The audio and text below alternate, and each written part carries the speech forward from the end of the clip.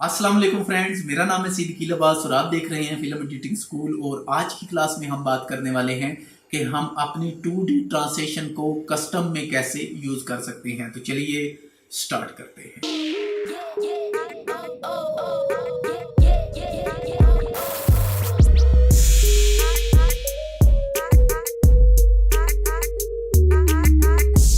सबसे पहले तो यार माजरत के वीडियो बहुत ज़्यादा लेट हो चुकी है क्योंकि मेरी कोई तबीयत ठीक नहीं थी, तो इसलिए मूड नहीं बन रहा था रिकॉर्डिंग करने के लिए।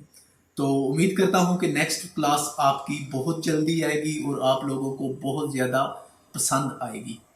तो बढ़ते हैं अपनी आज की क्लास की तरफ, लेकिन उससे पहले मैं आपको एक और बात बताना चाहूँगा कि पिछली जो वीडियो मैंने अपलोड की थी लट वाली, जिसमें मैंने लट अपलोड की थी, तो वो बहुत ज़्यादा इशू बना है उसका ADS 8.5 पे लोड होने का। वो लट है जो वो लोड नहीं हो रही, तो मैंने दोबारा अपलोड की हैं। वहाँ पे आप डिस्क्रिप्शन में जाके वो डाउनलोड कर सकते हैं, जो ADS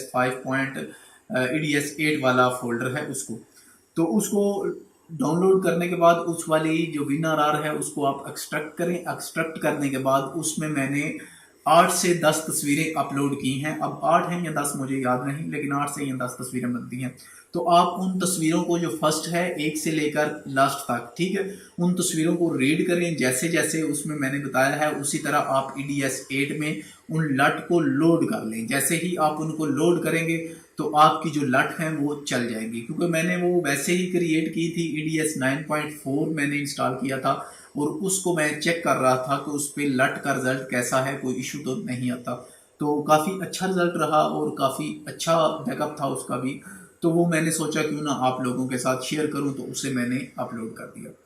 तो आप उसको डाउनलोड करके तो उस तस्वीरों की मदद से उनको अपने ADS में लोड कर लें, तो वो इंशाल्लाह चल जाएंगी। तो चलिए बढ़ते हैं अपनी आज की क्लास की तरफ और देखते हैं कि हमारी जो 2D ट्रांसलेशन है उनको कस्टम में कैसे हम यूज़ कर सकते हैं एक अच्छे तरीके से। तो मैंने बिल में कुछ वीडियोस ऐड की हुई हैं। हमेशा की तरह आप भी वो मटेरियल ऐड कर लें जिसकी मदद से आप काम करना चाहते हैं। तो यहाँ पे मैं 2 वीडियोस को ड्रैग एंड ड्रॉप करने वाला हूँ अपनी टाइमलाइन पे, ठीक है। टाइमलाइन पे ड्रैग एंड ड्रॉप करने के बाद मैं अपने इफेक्ट में आ जाऊंगा। इफेक्ट में आने के बाद हम आ जाएंगे अपनी ट्रांसलेशन पे। ट्रांसलेशन पे आने के बाद हम आ जाएंगे 2D पे। 2D पे आने के बाद आपको यहाँ पे जितनी भी ये ट्रांसलेशन नजर आ रही हैं 2D, ये सभी की सभी कस्टम है। और इस एक ट्रांसलेशन के अंदर आपको 10 से 12, 12 से 15, 15 से 24 बहुत ज्यादा आपको ट्रांसलेशन देखने को मिलेंगी, क्योंकि आप इन सभी को कस्टम में यूज कर सकते हैं। अगर आप एक ही ट्रांसलेशन को इस्तेमाल करें तो मेरे ख्याल से वो खत्म नहीं होगी। आप उसके नए नए इफेक्ट बनाकर अपने पास सेव कर सकते हैं और जिनको आप हमेशा के लिए फिर बाद में भी यूज कर सकते हैं। तो चलिए यहाँ पे बॉर्डर स्वैप को हम ड्रैग एंड ड्रॉप कर देते हैं और यहाँ पे इसको चेक करते हैं। अगर हम देखें तो यहाँ पे हमारे पास ये एक ही व्यू में हमें ये ट्रांसलेशन मिलती है, लेकिन हम इसको कस्टम देखेंगे आज हम कैसे यूज कर सकते हैं। तो सबसे पहले तो आप अपनी ट्रांसलेशन का टाइम मुंतखब कर लें कि आपको कितनी चाहिए, ठीक है। उसके बाद आप इसकी आ जाए इंफॉर्मेशन में। इंफॉर्मेशन में आने के बाद यहाँ पे हम इसके सेटअप पर चले जाएंगे, ठीक है। जैसे ही यहाँ पे हम डबल क्लिक करेंगे, यहाँ पर ये 3 डॉट्स, यहाँ से इसको ओपन करेंगे तो हमारे पास ये एक बॉर्डर वाइप, ठीक है, इसका जो सेटअप है वो ओपन हो चुका है। अगर यहाँ पर आ जाएं तो ये हमारे पास एक टाइमलाइन है। जो हमारे टाइमलाइन की जो टूल्स हैं वो हैं हमारे पास, जिनकी मदद से हम इसको मैनुअल क्रिएट करेंगे, ठीक है। तो यहाँ पे ये स्टार्ट पॉइंट, तो मैं एक स्टार्ट पॉइंट लगाने वाला हूँ और यहाँ पे हमने एक एंड पॉइंट लगा लिया है, ठीक है। अब जो भी हम काम करेंगे ये इन पॉइंट्स के अंदर चलेगा, ठीक है। तो यहाँ पे मैं इसको 3.0 करने वाला हूँ। जैसे यहाँ पे 3.0 किया तो इस पॉइंट पे अब ये 3.0 है और यहाँ पे 36, ठीक है। तो यहाँ पे भी इसको हम 3.0 कर लेंगे, ठीक है। तो अब ये हमारे पास जो हमारा बॉर्डर है वो छोटा होकर नजर आएगा, हमें पहले से कम हो गया है। तो अगर हम यहाँ पे आ जाएं तो ये हमारे पास X और Y पोजीशन इसकी ये कैसे काम करती हैं ये भी मैं आपको बताऊंगा। आगे हम आ जाएं तो ये हमारे पास बॉर्डर है, इसकी बॉर्डर की कुछ सेटिंग है। अगर हम आ जाएं तो ये हमारे पास इसकी डायरेक्शन है, ठीक है, और ये इसके स्टाइल्स हैं, ठीक है। अगर हम यहाँ पर आ जाए तो ये पैरामीटर में है सभी कुछ, ये जर्नल है। आगे हम आ जाते हैं यहाँ पे। यहाँ पर आ जाए तो हमारे पास आ जाती हैं कुछ प्रीसेट। ये खास चीज़ें हैं, इनको कैसे यूज़ में करना है ये भी हम इसी वीडियो में देखेंगे। तो पहले हम आ जाते हैं यहाँ पर और अपने पैरामीटर में। पैरामीटर में आने के बाद यहाँ पे अगर हम बात करें स्टाइल की, ठीक है, तो ये आप देखें तो लेफ्ट से राइट की तरफ हमारी जो ट्रांसिशन है वो जा रही है। अगर हम यहाँ पे सिलेक्शन करें इसकी तो ये हमारी लेफ्ट से राइट की तरफ जा रही है। और अगर हम बात करें इस वाले की, ठीक है, डबल डॉट्स जिस पे बनी हुई है, तो अब ये सेंटर से क्रॉप होकर हमारी लेग आधा हिस्सा 50% राइट की तरफ और 50% लेफ्ट की तरफ चला जाएगा, ठीक है। तो ये चीज, ठीक है। तो इसी तरह आप अगर इस वाली को सिलेक्शन यहां से करते हैं 45 डिग्री पे हो जाएगी और अब ये सेंटर से क्रॉप हो जाएगी, ठीक है। अब ये आप देख रहे हैं यहाँ पे ये 45 डिग्री पे है और यहाँ पर ये आकर 0 माइनस। तो अगर हम यहाँ पे भी इसको 45 ही कर देते हैं तो अब ये 45 डिग्री पे ही रोटेट होकर ओपन होगी। और अगर हम यहाँ पे इसको सेंटर कर लेते हैं, ठीक है, माइनस कर देते हैं और यहाँ पे हमारे पास 45, तो ये कुछ इस तरह से ओपन होगी, ठीक है। तो चलिए एक क्रिएट करते हैं ट्रांसलेशन कंप्लीट, उसके बाद हम दूसरी ट्रांसलेशन क्रिएट करेंगे, फिर तीसरी करेंगे और फिर इनको सेव करके देखेंगे कि हम कैसे इनको सेव कर सकते हैं और दोबारा यूज में ले सकते हैं। तो सबसे पहले तो मैं इसमें कलर लोड करने वाला हूं, क्योंकि जब भी आप किसी ट्रांसलेशन में कलर लोड करते हैं तो उसमें जान आ जाती है और वो बहुत ज़्यादा अच्छी लगने लगती है, ठीक है। तो मैं इसमें कलर ऐड करने वाला हूं। आप भी अपनी मर्जी से अपनी रिक्वायरमेंट के मुताबिक जो कलर्स आपको अच्छे लगे वो आप ऐड कर लें। बस मैं आपको समझाने के लिए जल्दी से कलर्स ऐड कर रहा हूं, ताकि मैं चाहता हूं क्लास का टाइम है जो वो जितना कम टाइम की क्लास बने वो बेहतर है, ताकि आपका टाइम वेस्ट ना हो। बहुत कम टाइम में आपको बहुत कुछ पता चल जाए, बस मेरी तो यही कोशिश रहती है। तो ये हमने कलर्स कुछ ऐड कर लिए हैं और अब हम अगर ओपन इसको ओके करके देखें तो कुछ इस तरह से ट्रांसलेशन हमारे पास बन चुकी है, ठीक है। तो अब यहाँ पर आ जाए दोबारा वेब पर आने के बाद एक काम और करेंगे, यहाँ पे क्लॉक पर जाने के बाद प्रीसेट में आ जाएंगे। प्रीसेट में आने के बाद हम इसको यूज करेंगे स्लो डाउन को। ये स्लो डाउन ऐसे ही है जैसे कि आप बाइजर यूज करते थे, ठीक है। स्लो डाउन मतलब यहां से जब ये आपकी ट्रांसलेशन निकलेगी तो स्पीड से आएगी और जब यहाँ पे जिस डायरेक्शन पे ये खत्म हो रही है वहां पे जाकर स्लो हो जाएगी, ठीक है। और अगर हम इसी तरह स्लो अप को लेते हैं तो ये स्लो चलेगी और एंड वाले पॉइंट पे जाकर स्पीड्स में आ जाएगी। तो मैं इसको स्लो डाउन लेने वाला हूँ, ठीक है, स्लो अप नहीं, ठीक है। तो ये काफी स्पीड से ट्रांसलेशन चली लेकिन एंड पे जाकर स्लो होगी। स्लो डाउन का यही फायदा है। बाइजर जब भी आप कोई अच्छी क्रिएट करना चाहते हैं ट्रांसलेशन तो आप उसको लाजमी स्लो डाउन लगाएं, क्योंकि स्लो डाउन लगाने से आपकी ट्रांसलेशन बहुत ही स्मूथ और पहले से काफी अच्छी हो जाती है, ठीक है।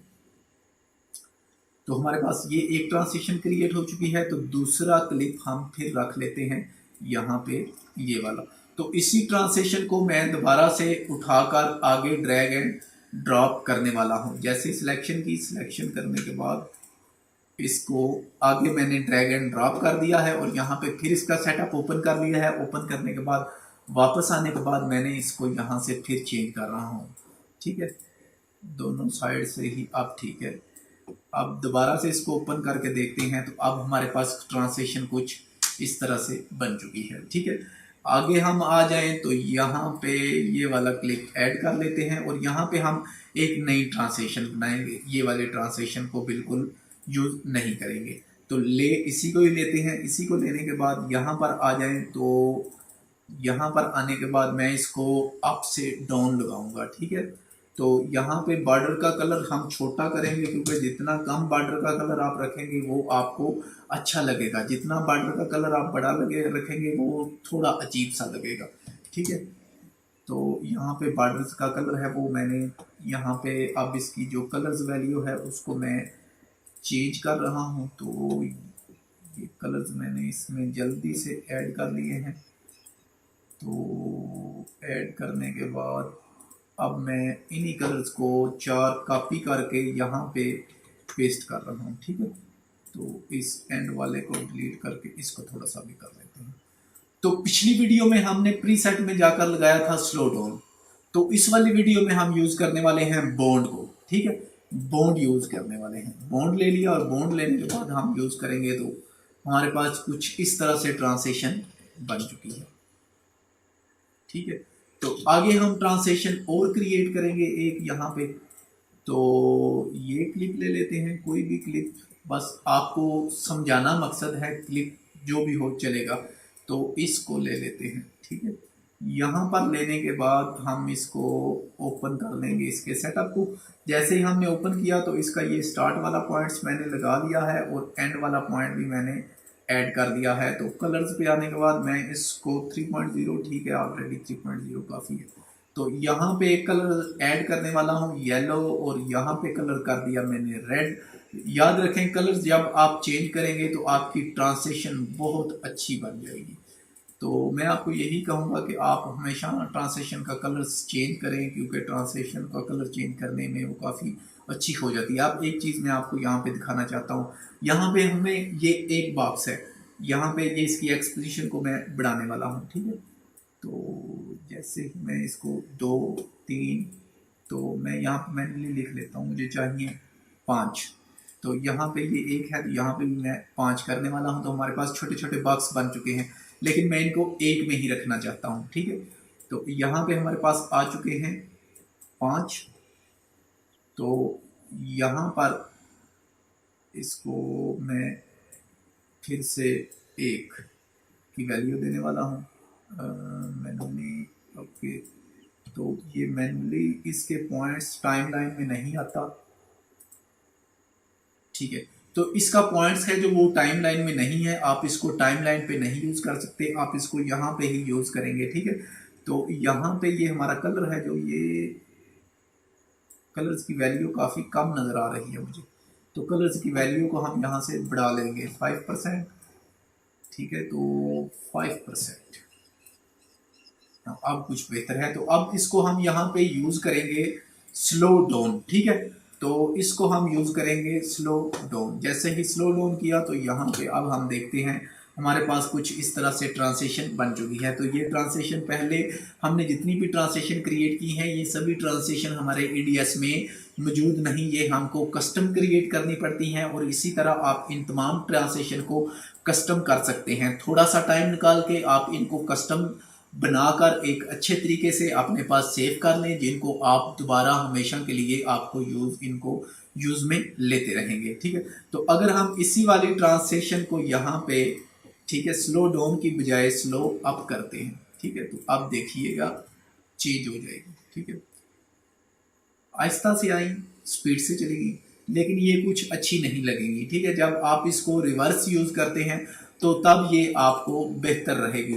लेकिन रिवर्स के लिए भी आप सिंपल यहाँ से इसको, ठीक है, और मैं चाहता हूँ ये अप से डाउन यानी कि अंदर की तरफ बंद हो। तो हम यहाँ पर आने के बाद, यहाँ पर जर्नल में आने के बाद रेंडर इन रिवर्स, ठीक है, तो इस पे जैसे ही क्लिक करेंगे तो ये हमारी अब उल्ट चलना शुरू हो जाएगी, ठीक है। ये लेकिन ये कोई अच्छी नहीं लग रही।